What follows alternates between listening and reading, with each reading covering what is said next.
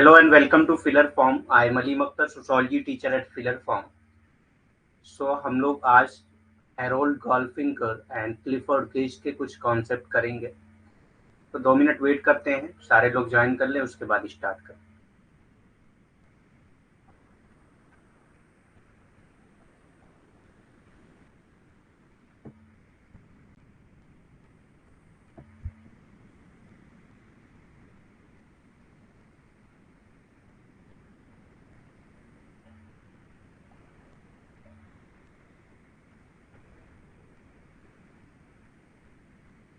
Good evening all.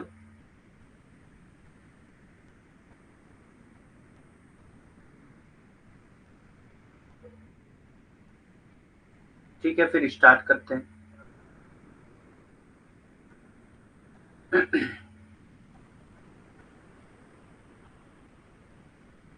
तो सबसे पहले हम लोग क्लिफोर्ड गेज के कॉन्सेप्ट करेंगे. देखते हैं क्लिफोर्ड गेज का क्या कॉन्सेप्ट है. सो इनके बारे में पहले देख लेते हैं. Clifford James Gates was an American anthropologist. तो ये जो है अमेरिकन एंथ्रोपोलॉजिस्ट थे, who is remembered mostly for his strong support uh, for an influence on the practice of symbolic anthropology. तो ये जो है स्ट्रॉन्ग सपोर्टर थे सिम्बॉलिक एंथ्रोपोलॉजी के, and who was consider for 3 decades.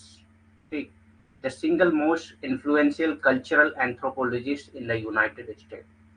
तो 3 decades यानी 30 साल तक सबसे ज्यादा इन्फ्लुएंशियल कल्चरल एंथ्रोपोलॉजिस्ट माने जाते हैं यूनाइटेड स्टेट.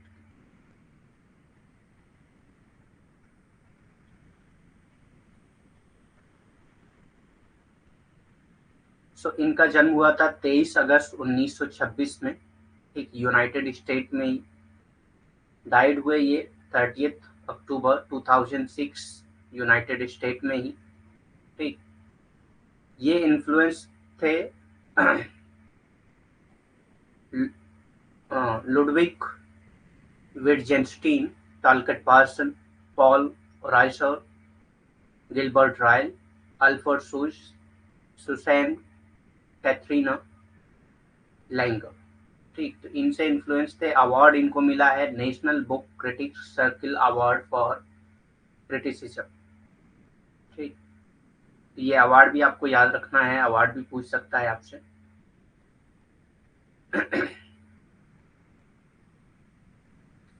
सबसे पहले मेथोडोलॉजी देख लेते हैं. इनकी मेथोडोलॉजी क्या है, कार्य प्रणाली क्या है. Symbolic anthropology, ethnography, interpretative anthropology. ठीक, तो ये 3 मेथोडोलॉजिकल टर्म हैं जो इन्होंने यूज किए हैं अपनी स्टडी के दौरान. So symbolic anthropology, ethnography and interpretative anthropology. प्रतीकात्मक निर्विज्ञान, निर्वंश विज्ञान, व्याख्यात्मक निर्विज्ञान.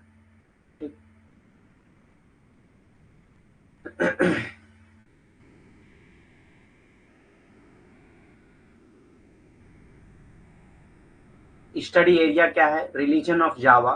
तो इन्होंने जो स्टडी एरिया इनकी क्या क्या है, रिलीजन ऑफ जावा, बैलिनीज कॉकफाइट की स्टडी इन्होंने किया है. Field work in Modjokuto, Indonesia, Morocco, Bali, इन सब जगहों पर इन्होंने फील्ड वर्क किया है. तो ये सारी प्लेसेस आपको याद होनी चाहिए. जावा का धर्म इन्होंने स्टडी किया है, बैलिनीज मुर्गों की लड़ाई. ठीक, मोडिजिकोटो, इंडोनेशिया, मोरक्को, बाली में फील्ड वर्क किया है. नेक्स्ट कॉन्सेप्ट, थिक डिस्क्रिप्शन का को इन्होंने ज़्यादातर पॉपुलराइज किया है. ऑल्दो ये जो कॉन्सेप्ट है ये गिलबर्ट राइल से लिया गया है, इसीलिए गिलबर्ट राइल से ये इन्फ्लुएंस थे. गिलबर्ट राइल से ये कॉन्सेप्ट लिया गया थिक डिस्क्रिप्शन का. तो थिक डिस्क्रिप्शन का जो कॉन्सेप्ट है वो क्लिफर्ड गेज ने नहीं दिया है, बल्कि गिलबर्ट राइल ने दिया. Gauge described thick description as an ethnographic method. तो इन्होंने thick description को क्या कहा, ethnographic method कहा, in which researcher write as they immerse themselves within the context of certain culture. ठीक, तो वो क्या लिखते हैं, जैसा वो किसी अपने आप को किसी कल्चर में ढाल लेते हैं, उसी कल्चर के अकॉर्डिंग वो जो रिसर्चर होता है वो चीजें लिखता है, उसको नोटिस करता है. नोटिंग स्पेसिफिक मतलब बहुत छोटी छोटी चीजें भी नोट करता है, डिटेल रेफरेंसेस नोट करता है about social action and behaviour. ठीक, तो उसी को थिक डिस्क्रिप्शन। थिक डिस्क्रिप्शन मतलब कि आ, बहुत सारी चीजें डिटेल में मतलब उसको एनालिसिस कर। मोटा विवरण गिलबर्ट राइल का दिया हुआ है। ठीक, गिट्स एक निर्वंश विज्ञान पद्धति के रूप में मोटे विवरण का वर्णन करते हैं, जिसमें शोधकर्ता लिखते हैं क्योंकि वे सामाजिक कार्यों और व्यवहार के बारे में विशिष्ट विस्तृत संदर्भों को ध्यान में रखते हुए एक निश्चित संस्कृति में संदर्भ खुद को विसर्जित करते हैं। ठीक, तो किन के बारे में लिखते हैं? जिस संस्कृति में वो खुद को विसर्जित कर चुके होते हैं उन्हीं के बारे में लिखते हैं। ठीक, तो शोधकर्ता उन्हीं के बारे में लिखते हैं। किस तरह से लिखते हैं? सामाजिक कार्यों और व्यवहारों के बारे में लिखते हैं, विशिष्ट विस्तृत संदर्भों को ध्यान में रखते हैं। ठीक, तो उसी को उन्होंने मोटा विवरण नाम दिया है।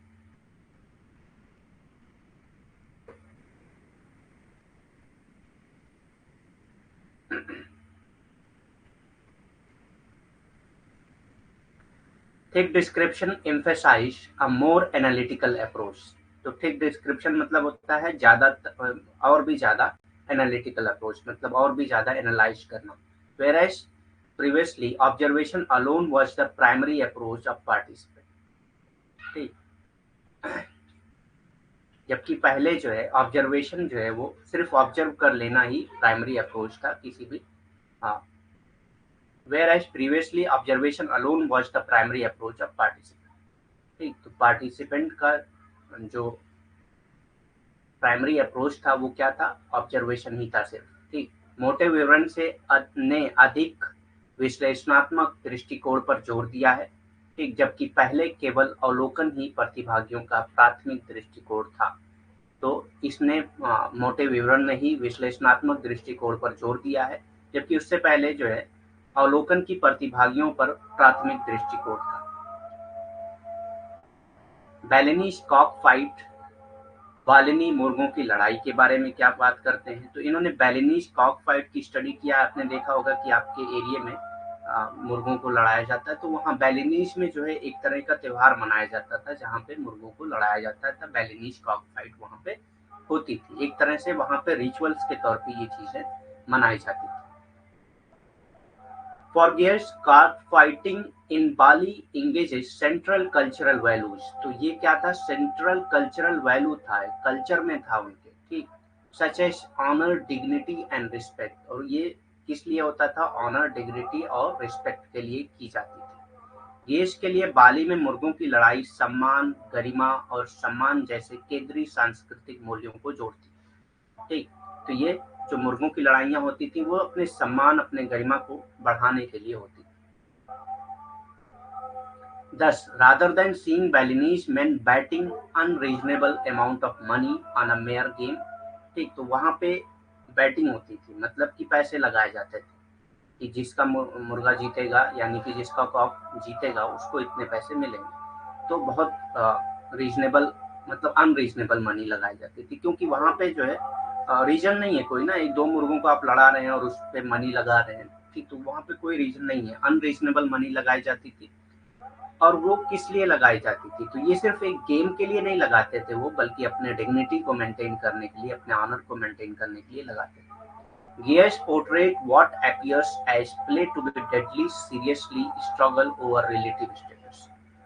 ठीक, सो इस प्रकार बाली के पुरुषों को एकमात्र खेल पर अनुचित मात्रा में धन की शर्त लगाने के बजाय गेस चित्रित करते हैं, जो खेल के रूप में सापेक्ष स्थिति पर एक घातक गंभीर संघर्ष प्रतीत होता है।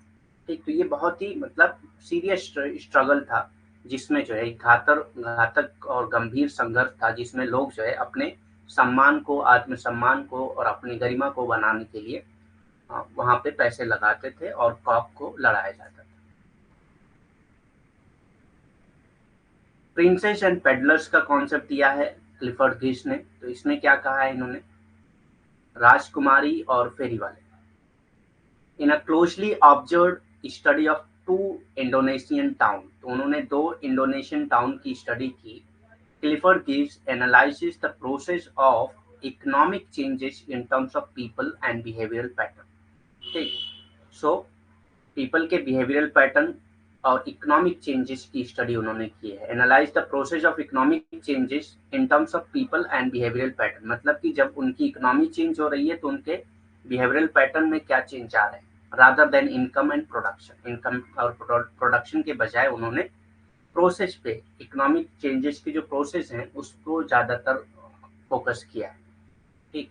दो इंडोनेशियाई शहरों के बारीकी से देखे गए अध्ययन में क्लिफोर्ड गेट्स ने आय और उत्पादन के बजाय लोगों और व्यवहार के पैटर्न के संदर्भ में आर्थिक परिवर्तन की प्रतिक्रिया का विश्लेषण किया। मतलब कि जब उनका उनका आर्थिक परिवर्तन होता था तो लोगों के व्यवहार कैसे बदलते थे या लोगों के व्यवहार की वजह से उनका आर्थिक प्रोडक्शन कैसा हो रहा है, इसकी स्टडी किया था उन्होंने प्रिंसेस एंड पेडलर्स में। और ये दो इंडोनेशियन टाउन का की स्टडी थी, इंडोनेशियाई शहरों की स्टडी।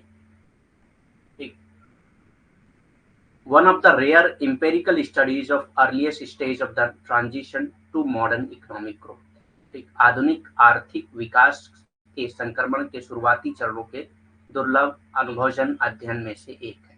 तो ये जो है प्रिंसेस एंड पेडलर क्या है, one of the rare empirical studies. तो ये रेयर एम्पेरिकल स्टडीज थी, उनमें से एक है प्रिंसेस एंड पेडलर की study of the earliest stages of transition to modern economic growth. जो ट्रांजिशन था मॉडर्न इकोनॉमिक ग्रोथ की तरफ, उसकी इंपेरिकल स्टडी में एक सबसे रेयर स्टडी थी प्रिंसेस एंड पेडलर। ठीक।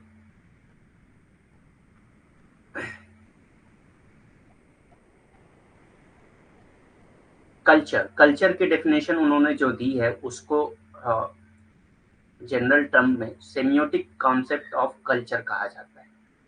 ठीक। तो उनकी जो डेफिनेशन है उसका नाम है सेमियोटिक कॉन्सेप्ट ऑफ कल्चर। ठीक। तो कभी कभी आपको एग्जाम में पूछा जाता है किसने सेमियोटिक कॉन्सेप्ट ऑफ कल्चर दिया है, तो ये क्लिफर्ड गेट्स का है। अब उसको सेमियोटिक कॉन्सेप्ट ऑफ कल्चर क्यों कहते हैं देख लेते हैं हम लोग। Culture according to Gates is a system of inherited conceptions. तो ये क्या है, एक सिस्टम है इनहेरिटेड कंसेप्शन का एक्सप्रेस इन सिंबॉलिक फॉर्म। तो ये सिंबॉलिक फॉर्म में एक्सप्रेस किया जाता है, इसीलिए सेमियोटिक। सेमियोटिक मतलब होता है लैंग्वेज। ठीक। symbolic form by means of which men communicate, perpetuate and develop their knowledge। तो जिसके जरिए जो है लोग कम्युनिकेट करते हैं एक दूसरे से, परपेचुएट करते हैं और अपनी नॉलेज को डेवलप करते हैं about the attitude toward life, life के प्रति एटीट्यूड को समझने के लिए। संस्कृति, संस्कृति की लाक्षणिक अवधारणा दिया है इन्होंने।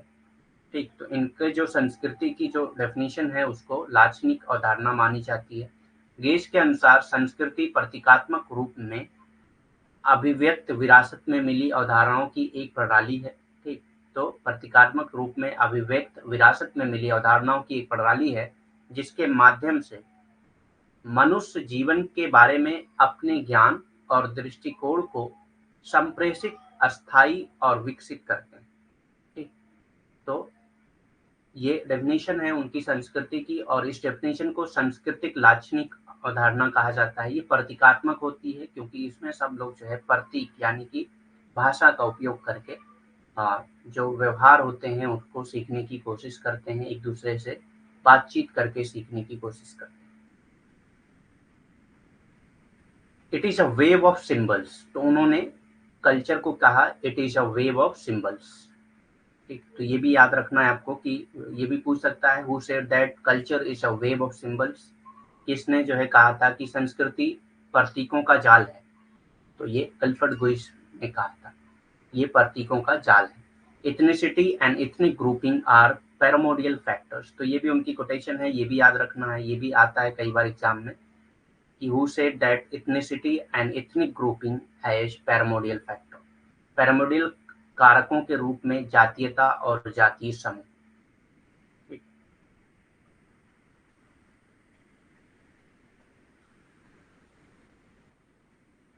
इपोकैलिज्म का कॉन्सेप्ट दिया है क्लिफर्ड गेट्स ने। अब इसमें क्या कहा है उन्होंने देख लेते हैं हम लोग।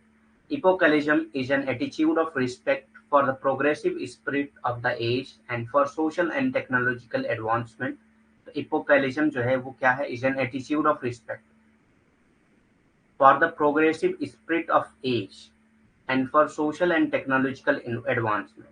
सोशल एंड टेक्नोलॉजिकल एडवांसमेंट के लिए था ये, which was contrasted by Clifford गेज contrasted by Clifford Geer's with what he termed the essentialist।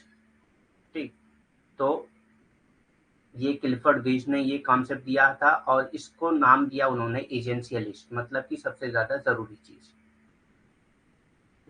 वैलोराइजेशन of traditional values, और इसको क्या कहा, वैलोराइजेशन ऑफ ट्रेडिशनल वैल्यूज। ठीक, तो जनरली आपसे ये पूछा जाता है कि इकोकैलिज्म का कॉन्सेप्ट किसने दिया।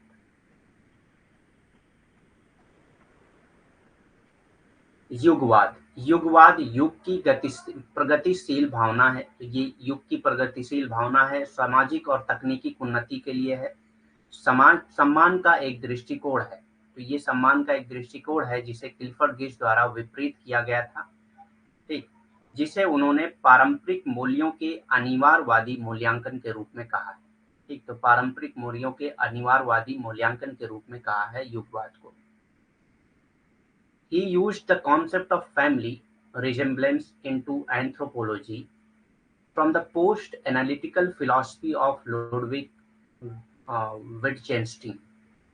ठीक, तो उन्होंने लुडविग विटजेंस्टीन के विश्लेषणात्मक दर्शन के बाद के दर्शन से निर्विज्ञान में पारिवारिक समानता की अवधारणा का उपयोग किया। तो ये भी आपसे क्वेश्चन पूछा जाता है, who used the concept of family resemblance into anthropology from the post analytical philosophy of Ludwig Wittgenstein. ठीक, तो इसका आंसर हो जाएगा क्लिफर्ड गेज। तो डायरेक्ट इससे क्वेश्चन पूछा जाता है, इसमें कोई कॉन्सेप्ट नहीं है, डायरेक्ट आपको ये कोटेशन याद रखनी है और ये चीजें आपको याद रखनी है कि क्लिफर्ड गेज ने ही यूज किया था concept of family resemblance into anthropology from the post analytical philosophy of Ludwig विटजेंस्टीन।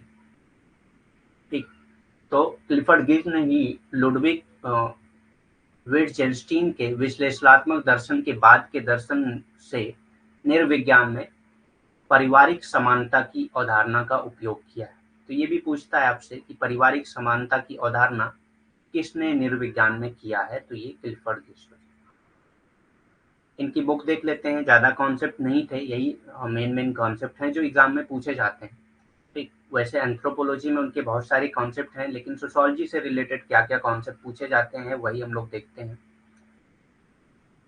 तो सबसे पहला जो बुक है इनकी वो है द रिलीजन ऑफ जावा, 1960 में पब्लिश हुई। हमने देखा कि स्टडी एरिया भी इनकी ये थी, रिलीजन ऑफ जावा की स्टडी इन्होंने किया है। प्रिंसेस एंड पेडलर्स उनका कॉन्सेप्ट है एक 1963 में पब्लिश हुई थी। Person time and conduct in Bali, Balinese cockfight, Bali की स्टडी किया है। बाली हम लोगों ने देख लिया स्टडी एरिया क्या क्या है, तो उससे आप जो है बुक भी याद रख सकते हैं। अगर आप कॉन्सेप्ट याद रखेंगे तो बुक भी याद रखेंगे, स्टडी एरिया याद रखेंगे तो उससे बहुत सारी बुक मैच करती है। द इंटरप्रिटेशन ऑफ कल्चर 1973 में पब्लिश हुई। लोकल नॉलेज फर्दर एसे इन इंटरप्रिटेटिव एंथ्रोपोलॉजी 1983। तो हमने जब उनके बारे में पढ़ा है तो उसमें पढ़ा है हमने कि ये जो है इन्फ्लुएंशियल फिगर थे इंटरप्रिटेटिव एंथ्रोपोलॉजी से। तो यहाँ पे भी देखिए इंटरप्रिटेशन आ रहा है, यहाँ पे भी इंटरप्रिटेटिव आ रहा है। तो इस कॉन्सेप्ट से भी आप समझ सकते हैं कि ये बुक किसकी है। Works and lives the anthropologist as author, ये पब्लिश हुई 1988। तो ये सारे कॉन्सेप्ट थे क्लिफर्ड गेज के। अब हम लोग स्टार्ट करने जा रहे हैं हैरोल्ड गोल्फिंकर के कॉन्सेप्ट।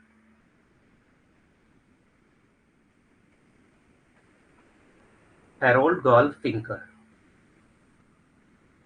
तो इनके बारे में देख लेते हैं। सबसे पहले Harold Garfinkel was an American sociologist, तो ये अमेरिकन सोशोलॉजिस्ट थे, एंड इथनोमेथोडोलॉजिस्ट, और इथनोमेथोडोलॉजिस्ट थे।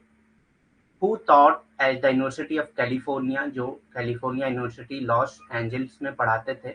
having developed and established an ethnomethodology as a field of inquiry in sociology, तो इन्होंने ही डेवलप किया था ethnomethodology को as a field of inquiry in sociology। तो ये भी पूछ सकता है आपसे कि who developed and established ethnomethodology as a field of inquiry in sociology. तो ये हो जाएगा आपका Harold Garfinkel. He is probably best known for studies in ethnomethodology, a collection of articles. इनकी जो पैदाइश हुई वो 29 अक्टूबर 1917 में हुई। ठीक, 29 अक्टूबर 1917 यूनाइटेड स्टेट में। और इनकी जो डेथ हुई वो 21 अप्रैल 2001 यूनाइटेड स्टेट। ठीक,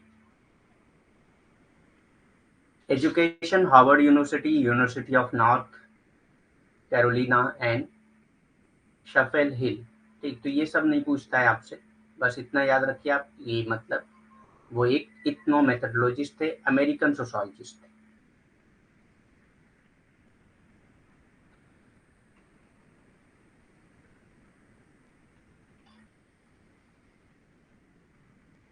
हाँ, छोटा चैप्टर था, बहुत ज्यादा कॉन्सेप्ट नहीं है। कॉन्सेप्ट तो वैसे एंथ्रोपोलॉजी में अगर हम देखें तो उनके बहुत सारे कॉन्सेप्ट हैं।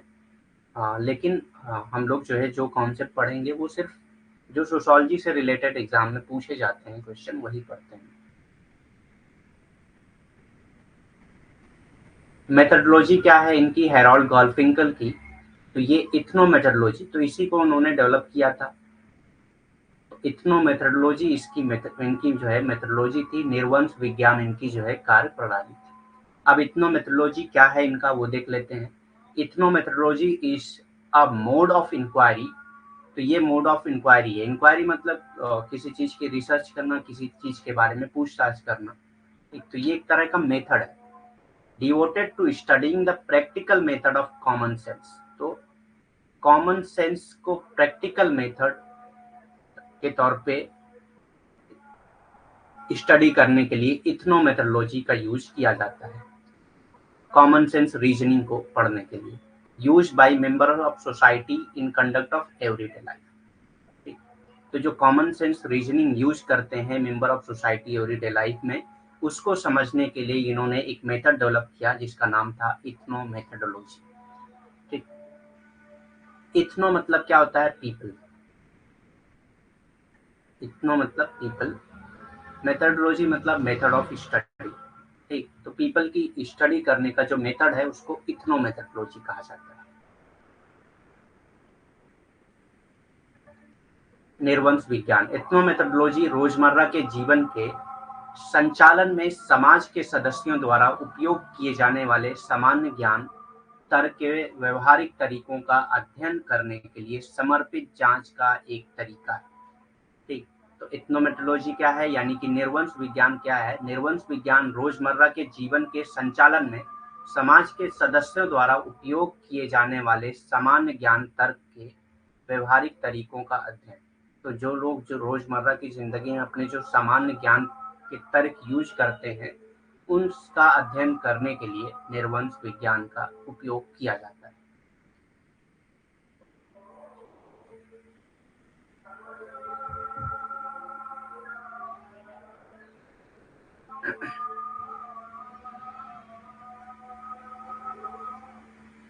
It was developed in an effort to address certain fundamental problems posted by Talcott-Parsons theory of action. तो ये कैसे डेवलप किया गया था? It was developed in an effort to address certain fundamental problem posed by Talcott-Parsons theory of action. तो Talcott-Parsons की theory of action में कुछ फंडामेंटल प्रॉब्लम्स थी जिसको एड्रेस करने के लिए ये इथनोमेथोडोलॉजी डेवलप की गई। ठीक, it is an artful practice of both micro and micro analysis. तो इन्होंने कहा कि इथनोमेट्रोलॉजी क्या है, एक जो है आर्टफुल प्रैक्टिस है of both micro and micro analysis. तो ये भी, इससे भी कई बार क्वेश्चन पूछा गया है इस लाइन से। ठीक, कि ethnomethodology which of the following is an artful practice of both micro and micro analysis. तो इसका आंसर हो जाएगा इथनोमेथोडोलॉजी, यानी कि निर्वंश विज्ञान। टैलकट पार्सन के कार्य सिद्धांत द्वारा उत्पन्न कुछ मूलभूत समस्याओं को दूर करने के प्रयास में इसे विकसित किया गया था। तो निर्वंश विज्ञान को कैसे विकसित किया गया था? टैलकट पार्सन की एक सिद्धांत है जिसका नाम था कार्य सिद्धांत। तो उस कार्य सिद्धांत में कुछ जो है मूलभूत समस्याएं थी, जिसको दूर करने के प्रयास में ये चीजें विकसित की गई।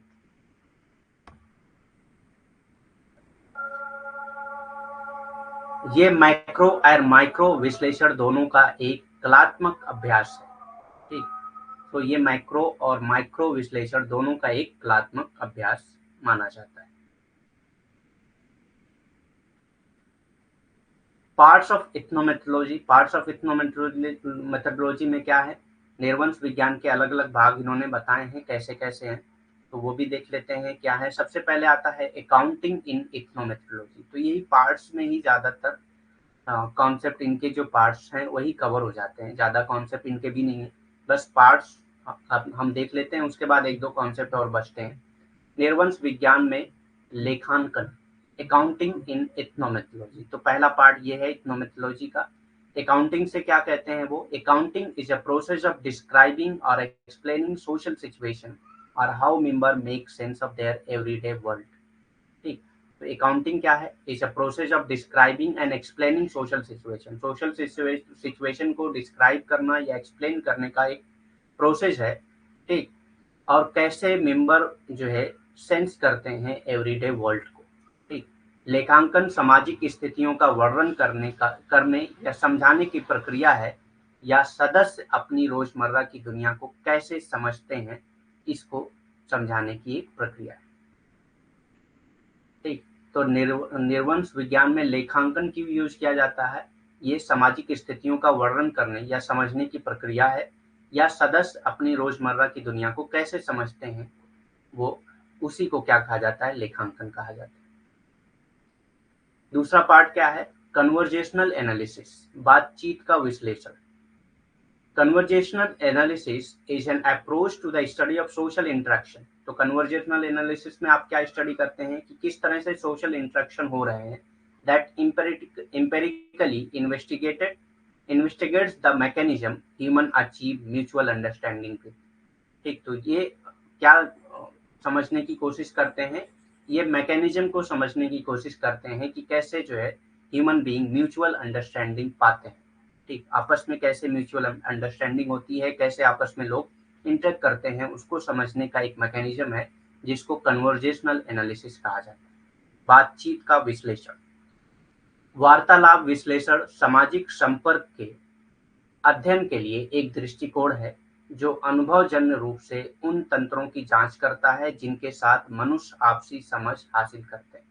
तो ये जो है बातचीत का विश्लेषण क्या करता है, एक तरह का दृष्टिकोण है जो अनुभवजन्य रूप से उन तंत्रों की जांच करता है, तंत्रों की जांच करता है जिनके साथ मनुष्य आपसी समझ हासिल करते हैं। तो ये ऐसी चीज की जांच करता है कि कैसे लोग आपस में आपसी समझ हासिल कर पाते हैं, उसको समझने की कोशिश करता है, उसका अध्ययन करता है। तो ये दूसरा पार्ट था। It focus on both verbal and non verbal conduct. तो ये सिर्फ वर्बल कंडक्ट में नहीं फोकस करता है, मतलब जो आप बोलते हैं अपनी जबान से, सिर्फ उसको नहीं देखता है, बल्कि नॉन वर्बल कंडक्ट भी देखता है, specially in situation of everyday life, ज्यादातर रोजमर्रा की जिंदगी में। ये मौखिक और गैर मौखिक दोनों तरह के आचरण का पर ध्यान केंद्रित करता है। तो सिर्फ मौखिक पे नहीं ध्यान करता है, बल्कि गैर मौखिक पे भी करता है। और गैर मौखिक मतलब कि हम किस तरह से बिहेव करते हैं, किस तरह से हमारी बॉडी लैंग्वेज क्या होती है, ये सब चीजें भी देखी जाती हैं इसमें। ठीक, मौखिक मतलब जो आप जुबान से बोलते हैं वो मौखिक होता है, गैर मौखिक जो आप अपनी बॉडी से करते हैं या इशारतन करते हैं। ठीक, तो इस पे भी ध्यान केंद्रित करता है ये, खास तौर से रोजमर्रा की जिंदगी की स्थितियों से। उसके बाद नेक्स्ट है ब्रीचिंग एक्सपेरिमेंट, ये भी पार्ट्स में आता है। Breaching experiment in the field of sociology and social psychology. A breaching experiment is an experiment that seeks to examine people's reaction to violation of commonly accepted social rules and norms. तो जो किसी भी समाज के, किसी भी society के एक सोशल रूल्स एंड नॉर्म्स होते हैं, उसको जब कोई वायलेट करता है तो लोगों का रिएक्शन क्या होता है, उसको एग्जामिन करने का जो प्रोसेस है, उसको ब्रीचिंग एक्सपेरिमेंट कहा जाता है। ठीक, भंग अनुभव, समाजशास्त्र और सामाजिक मनोविज्ञान के क्षेत्र में एक उल्लंघन प्रयोग एक ऐसा प्रयोग है जो आमतौर पर स्वीकृत सामाजिक नियमों का नियमों या मानदंडों के उल्लंघन के लिए लोगों की प्रतिक्रियाओं की जांच करता है। ठीक, तो जब सामाजिक मूलदंड या मानदंड जो है या नियमों का उल्लंघन होता है, तो लोगों की क्या प्रतिक्रिया होती है उसके प्रति, उसका अध्ययन करता है, जिसको भंग अनुभव कहा जाता है या मतलब उल्लंघन प्रयोग कहा जाता है। नेक्स्ट पार्ट है रिफ्लेक्सिविटी। रिफ्लेक्सिविटी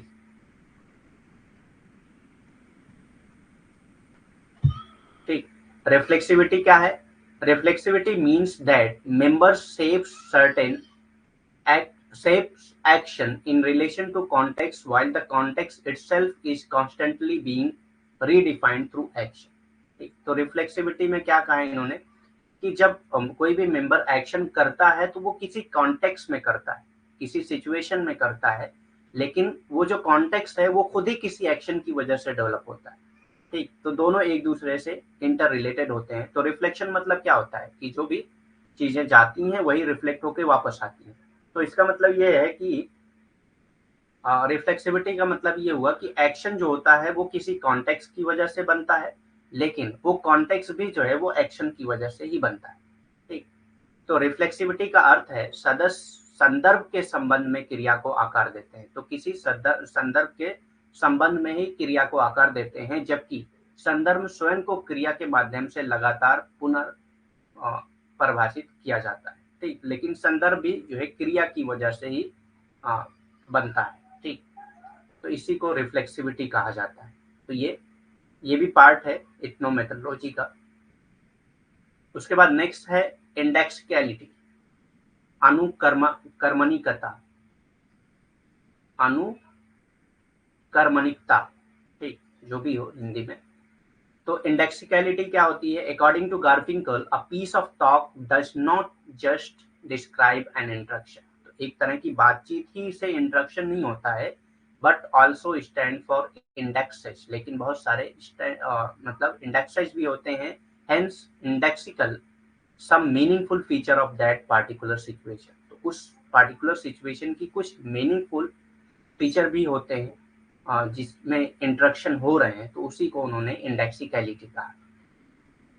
गार्फिंकल के अनुसार बातचीत का एक टुकड़ा केवल एक बातचीत का वर्णन नहीं करता है। तो एक बातचीत का वर्णन जो है सिर्फ बातचीत ही नहीं होती है, मतलब आपस में बोल के जो होता है वो नहीं होता है, बल्कि उस विशेष स्थिति की कुछ सार्थक विशेषताएं, जिसको उन्होंने इंडेक्स कहा था। तो उस जो जिस स्थिति में वो लोग बात कर रहे हैं उसकी कुछ सार्थक विशेषताएं भी होती हैं, जिसको उन्होंने इंडेक्स कहा है। ठीक, इंडेक्सिकल कहा है के लिए भी है। ठीक, तो ये भी बातचीत में ही आ जाता है। Any piece of talk stand for or indexes more than its actually says। ठीक, तो जो भी पीस ऑफ टॉक होती है वो जो है उसका अगर आपको मीनिंग निकालना है तो उसके इंडेक्सेज में भी जाना पड़ेगा। इंडेक्सेज मतलब कि उसकी सिचुएशन क्या थी, किस सिचुएशन में वो बात कर रहा था, और उसकी बहुत सारी मीनिंग भी निकल सकती है उस बात की। ठीक, बात का कोई भी अंश वास्तव में कहे जाने से अधिक के लिए खड़ा होता है। तो जो बात होती है, जो आप कहते हैं, उसकी मीनिंग जो है उससे कहीं ज्यादा होती है या अनुकर्मित करता है। ठीक, नेक्स्ट पार्ट है डॉक्यूमेंट्री मेथड, दस्तावेजी विधि। Documentary method is also sometime refers to as the retrospective prospective interpretative method. तो डॉक्यूमेंट्री मेथड को का दूसरा जो नाम है वो क्या है? Retrospective prospective interpretative method. ठीक, तो ये भी आपसे पूछा जा सकता है कि डॉक्यूमेंट्री मेथड को दूसरा क्या नाम दिया जाता है, तो ये रेट्रोस्पेक्टिव प्रोस्पेक्टिव इंटरप्रेटेटिव मेथड हो जाएगा। दस्तावेजी पद्धति को कभी कभी पूर्वव्यापी भावी व्याख्यात्मक पद्धति के रूप में भी जाना जाता है। ठीक, ये भी आपको पता होना चाहिए कि दस्तावेजी विधि का दूसरा नाम क्या है। The method consists of treating an actual appearances as the document of the pointing of as pointing to as standing on behalf of proposed underlining pattern। विधि में एक वास्तविक उपस्थिति को दस्तावेज के रूप में इंगित करने के लिए, तो जो भी आप देख रहे हैं जो वास्तविक उपस्थिति है उसको उसका डॉक्यूमेंटेशन करने के लिए, उसको दस्तावेज में इंगित करने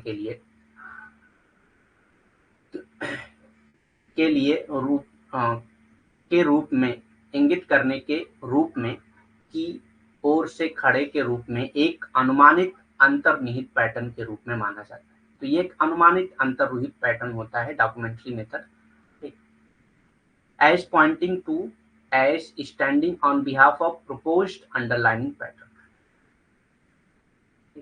तो जनरली आपसे पार्ट पूछा जाता है, बहुत ज्यादा डिटेल में नहीं पूछा जाता है, तो बल्कि आपको डिटेल में देखना चाहिए इस वजह से क्योंकि क्वेश्चन का पैटर्न हर साल चेंज होता रहता है, तो कहीं से भी क्वेश्चन पूछा जा सकता है। सर्विस लाइन, सबसे लास्ट जो पार्ट है इसका वो होता है सर्विस लाइन, सेवा पंक्तियां। गार्फिंकल हैज फ्रीक्वेंटली, तो ये अभी तक इथनोमेट्रोलॉजी का पार्ट चल रहा था, यानी कि निर्वंश विज्ञान का भाग चल रहा था, जिसमें सर्विस लाइन यानी कि सेवा पंक्तियां सबसे लास्ट में आती हैं। तो सर्विस लाइन के बारे में क्या कहते हैं गार्फिंकल, वो देख लेते हैं हम लोग। Garfinkel has frequently illustrated ethnomethodological analysis by means of illustration of service lines। तो ज्यादातर जो है गार्फिंकल जो है इथनोमेथोलॉजिकल एनालिसिस को सर्विस लाइन से ही इलस्ट्रेट करते हैं। गार्फिंकल ने सर्विस लाइन के चित्रण के माध्यम से अक्सर इथनोमेथोलॉजी विश्लेषण को चित्रित किया है, ठीक।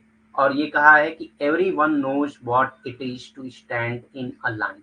उन्होंने कहा कि everyone knows what it is to stand in a line। ये भी एक बार क्वेश्चन पूछा जा सकता है, गया है कि who said that everyone knows what it is to stand in a line। तो ये गार्फिंकल ने कहा है। लाइन में खड़ा होना क्या होता है ये तो सभी जानते हैं, ठीक। नेक्स्ट आता है क्यूज यानी कि कतारें। Queues are a part of our everyday social life. तो ये क्यूज जो है ये हमारे हर दिन का पार्ट है। ये गार्फिंकल कहते हैं कि हमारे एवरीडे लाइफ का पार्ट है क्यूज, ठीक। हर जगह पे आप क्यूज देखेंगे। They are something within which we all participate as we carry out our everyday affair. तो हम जो भी काम करते हैं हम क्यूज में पार्टिसिपेट करते हैं, ठीक। हम हर जगह पे देखेंगे कि हर जगह पे क्यूज लगी होती है किसी न किसी चीज, जो भी चीज हम करते हैं उसके लिए एक क्यूज बनी होती है। पहले कोई कर रहा होता है, आप लाइन में खड़े होते हैं, फिर आप उसके बाद जो है वो करते हैं। कतारें, कतारें हमारे दैनिक सामाजिक जीवन का हिस्सा है, ठीक। तो ये गार्फिंकल कहते हैं कि जो कतारें हैं वो हमारे दैनिक सामाजिक जीवन का हिस्सा हैं। वे कुछ ऐसे हैं जिनमें हम सभी भाग लेते हैं। तो ये कतारें ऐसी होती हैं जिनमें हम सभी भाग लेते हैं जब हम अपने दैनिक मामलों को पूरा करते हैं। तो हम जो भी अपने दैनिक मामले पूरा करते हैं उसमें हम कतारों में ही पूरा करते हैं, कतारों में ही भाग लेते हैं। एटसेट्रा प्रिंसिपल इन इथनोमेथोलॉजी। तो इथनोमेथोलॉजी में जो एटसेट्रा प्रिंसिपल है वो क्या है, ये भी इससे भी कई बार क्वेश्चन पूछा गया है, बहुत ही इंपॉर्टेंट कॉन्सेप्ट है ये। निर्वंश विज्ञान में वगैरह सिद्धांत क्या है। Actor must constantly fill in or wait for information necessary to make sense of another words of deeds, ठीक। तो दूसरे के शब्द या कर्मों को समझने के लिए अभिनेताओं को लगातार जानकारी भरनी चाहिए या प्रतीक्षा करनी चाहिए, ठीक। तो जो भी लोग हैं, जो एक्टर है उसको लगातार जो है इंफॉर्मेशन लेनी चाहिए या मतलब वेट करना चाहिए उस इंफॉर्मेशन को पाने का। दूसरों के शब्दों या कर्मों को समझने के लिए अभिनेताओं को लगातार जानकारी भरनी चाहिए या प्रतीक्षा करनी चाहिए, ठीक। तो ये है etcetera principle. When actor do so, जब एक्टर ऐसा करता है, they use the etcetera principle, तो वो जो है एटसेट्रा प्रिंसिपल का यूज करता है, ठीक। जब एक्टर ऐसा करता है कि वो लोगों के एक्शन को समझने के लिए इंफॉर्मेशन को इकट्ठा करता है या वेट करता है, तो वो एटसेट्रा प्रिंसिपल का यूज करता है। They are agreeing not to disrupt the interaction by asking for the needed information, ठीक। सो वो एग्री होते हैं, मतलब जो इंटरेक्शन चल रहा है उसको डिसरप्ट करने के लिए, ये पूछने के लिए कि जो उसको इंफॉर्मेशन चाहिए वही जरूरी है, ऐसा जरूरी नहीं है। मतलब कि जब आप किसी से इंटरेक्शन करेंगे और वो बात करना शुरू कर दे रहा है, ठीक, तो आप वहां पे एटसेट्रा प्रिंसिपल यूज करेंगे। क्यों? क्योंकि आप बार बार जो है उसको डिसरप्ट नहीं करेंगे इंटरेक्शन में, कि मतलब हमको जो इन्फॉर्मेशन चाहिए वही बताओ और भी कोई चीज़ नहीं बता सकते, ऐसा नहीं कर सकते आप। They are willing to wait और टू फील। ठीक, तो उसको मतलब वेट करना चाहिए कि कब वो जो है जो ज़रूरी इन्फॉर्मेशन है वो देगा। जैसे कि आप स्टडी करते हैं, जब फील्ड में जाके स्टडी करेंगे, तो जो जो रिस्पोंडेंट है आपका, वो हो सकता है बहुत सारी इन्फॉर्मेशन ऐसी बताए जो इर्रेलेवेंट है आपके लिए ज़रूरी नहीं है, इर्रेलेवेंट है, लेकिन आपको उसको डिसरप्ट नहीं करना है। यही है एटसेट्रा प्रिंसिपल कि उसको आपको डिसरप्ट नहीं करना है, बल्कि आपको वेट करना है जो भी आपको इन्फॉर्मेशन चाहिए उसके लिए। जब अभिनेता ऐसा करता है, वो वगैरह-वगैरह के सिद्धांत का इस्तेमाल करता है। वे आवश्यक जानकारी माँगकर बातचीत को बाधित नहीं करने के लिए सहमत हो रहे हैं। ठीक, तो ऐसा नहीं करना है उसको कि जो भी उसको अ, आवश्यक जानकारी चाहिए, वही मिलने के लिए वो जो भी बातचीत चल रही है उसको बाधित करने लगे, बल्कि उसको डिस्टर्ब नहीं करना है और जैसी बातचीत चल रही है, वैसे चलने देना है और इंतज़ार करना है कि कब उसको आवश्यक जानकारी मिल पाएगी। ठीक, इसी को उन्होंने एटसेट्रा प्रिंसिपल यानी कि वगैरह-वगैरह सिद्धांत दिए। प्रैक्टिस रीजनिंग, प्रैक्टिकल रीजनिंग, व्यवहारिक तर्क, ये भी कॉन्सेप्ट दिया है क्लिफर्ड गेज ने, हैरोल्ड गोल्फिंगर ने, क्लिफर्ड गेज ने नहीं। तो people are viewed as rational but they use practical reasoning. ठीक, तो पीपल को ये माना जाता है कि वो रेशनल है, लेकिन वो जो है प्रैक्टिकल रीजनिंग का इस्तेमाल करते हैं, जो कि क्या है, फॉर्मल नहीं होती है। ठीक, तो जो रेशनल होगा वो फॉर्मल होगा, लेकिन लोगों को समझा जाता है कि वो रेशनल है, लेकिन वो प्रैक्टिकल रीजनिंग का यूज करते हैं जो फॉर्मल नहीं होती है इन अकम्प्लिशिंग देयर एवरीडे लाइफ, अपनी रोजमर्रा की जिंदगी को गुजारने के लिए। ठीक, तो व्यवहारिक तर्क क्या है? लोगों को तर्क संगत के रूप में देखा जाता है, लेकिन वे अपने दैनिक जीवन को पूरा करने में व्यवहारिक तर्क औपचारिक नहीं होते हैं। तो वो जो है, लोगों को जो है तर्क संगत तो समझा जाता है, लेकिन वो अपने दैनिक जीवन में व्यवहारिक तर्क का इस्तेमाल करते हैं जो औपचारिक नहीं होते हैं। ठीक,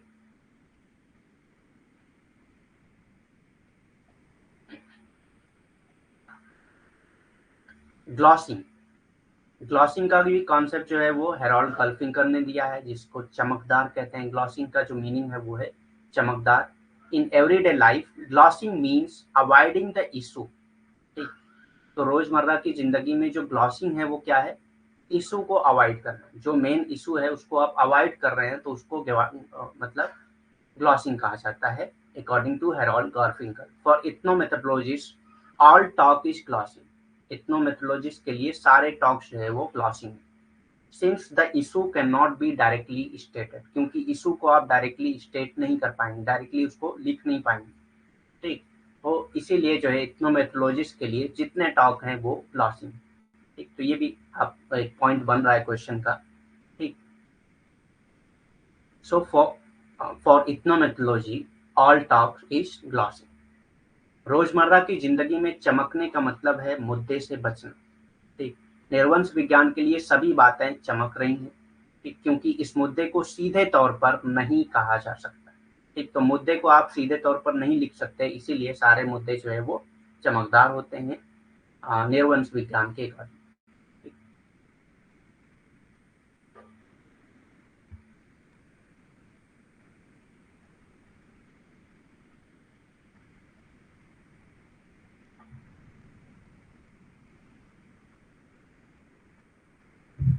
1 minute।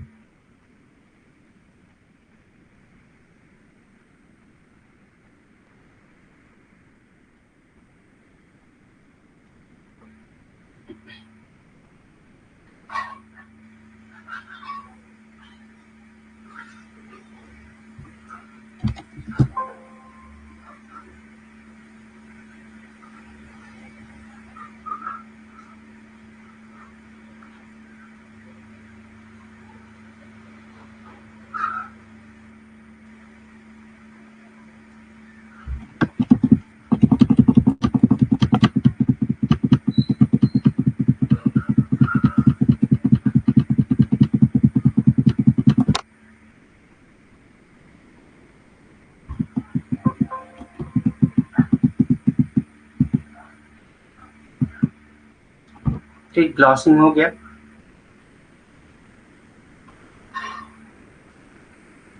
So ethno methods are reflexively accountable. उन्होंने कहा था कि जो इथनो मेथड है वो रिफ्लेक्सिवली अकाउंटेबल है, जातीयता उत्तरदायी है। ठीक, जातीयता नहीं कहेंगे इसको, निर्वंशवाद कहेंगे। ठीक,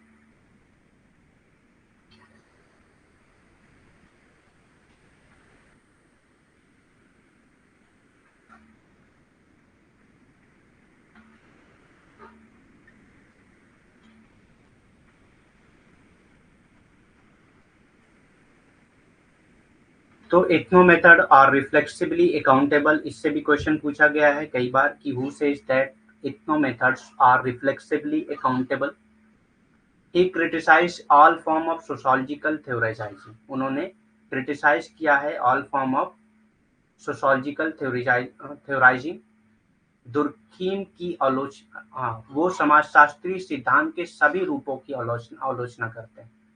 ठीक, criticise Durkheim and said social fact are accomplished by member of society। इन्होंने दुर्खीम को क्रिटिसाइज किया है और कहा है, दुर्खीम को क्रिटिसाइज किया है और क्या कहा है कि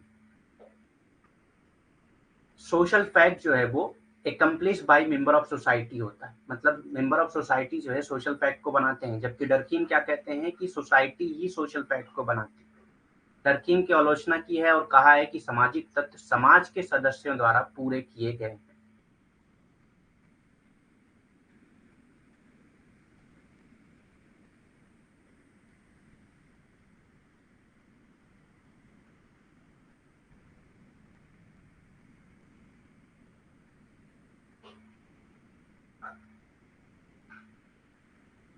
कलर ट्रबल का कॉन्सेप्ट दिया है क्लिफर्ड गेज ने, हेरोल्ड गोल्डफिंगर ने। बार बार क्लिफर्ड गेज ही आ रहा है, हेरोल्ड गोल्डफिंगर ने दिया है। Garfinkel wrote this short story before world war second. तो वर्ल्ड वॉर सेकेंड से पहले इन्होंने ये शॉर्ट स्टोरी लिखा था। While a research fellow at the university of North Carolina. तो एक रिसर्च, जब एक रिसर्च फेलो जो कहाँ का था, university of North Carolina, colour trouble, colour trouble इन्होंने शॉर्ट स्टोरी लिखा था। Narrates poignantly the racial victimization of a young black woman। तो रेशियल विक्टिमाइजेशन, एक ब्लैक विमेन के साथ विक्टिमाइजेशन हुआ था, मतलब उसको परेशान किया गया था। ठीक, ट्रेवलिंग ऑन अ पब्लिक बस, जो मतलब एक पब्लिक बस में ट्रेवल कर रही थी through the state of Virginia. ठीक, तो ये स्टोरी जब उसने नरेट किया था गार्फिंकल को, तब उन्होंने कलर ट्रबल का कॉन्सेप्ट दिया था। रंग परेशानी, गार्फिंकल के ने द्वितीय विश्व युद्ध से पहले ये लघु कहानी लिखी थी, जबकि उत्तरी कैरोलिना विश्वविद्यालय में एक शोध साथी कलर ट्रबल वर्जीनिया राज्य के माध्यम से एक सार्वजनिक बस में यात्रा करने वाली एक युवा अश्वेत महिला के नस्लीय उत्पादन का मार्मिक वर्णन करता है। जब वो ये कहानी बताता है कि एक महिला के साथ जो है इस तरह का उत्पीड़न हुआ है, तो उसके बाद इन्होंने रंग परेशानी का कॉन्सेप्ट दिया था।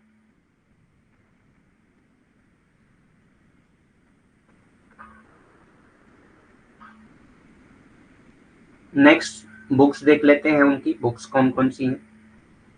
तो बुक में है सबसे पहले स्टडीज इन इथनोमेथोडोलॉजी, 1967 में पब्लिश हुई थी। इथनोमेथोडोलॉजिकल स्टडीज ऑफ वर्क 1986 में पब्लिश हुई थी।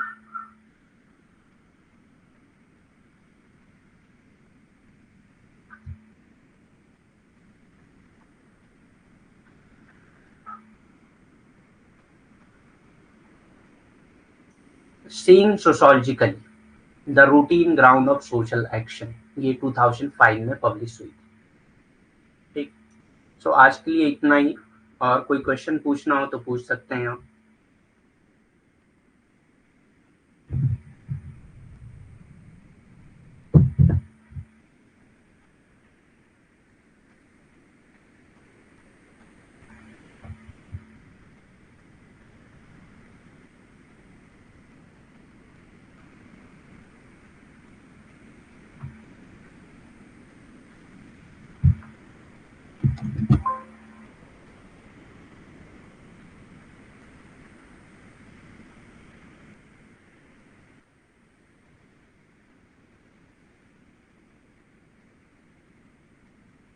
एनी क्वेश्चन अगर पूछना हो तो पूछ सकते हैं, वरना लीव करें क्लास हम लोग।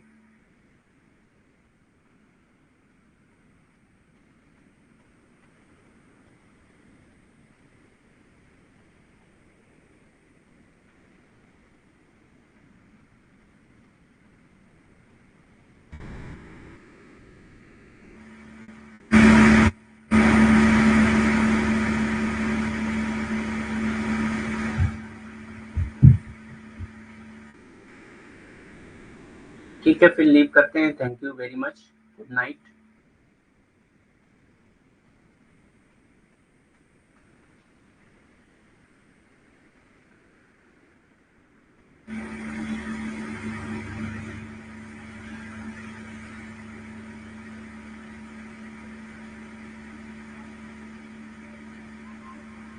हाँ, एमसीक्यूज करवाएंगे हम लोग। मैंने कल बताया था कि एमसीक्यूज हम लोग वीकली करवाएंगे अब।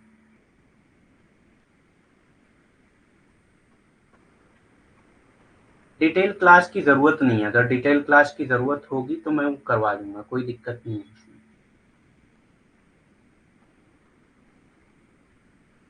कलर ट्रबल का कॉन्सेप्ट डायरेक्ट आपसे पूछा जाता है, तो इस तरह से उसको डिटेल में, बहुत ज्यादा डिटेल में पढ़ने की जरूरत है नहीं।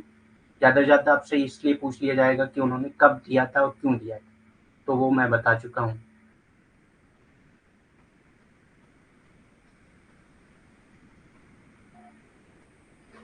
ठीक है, थैंक यू वेरी मच।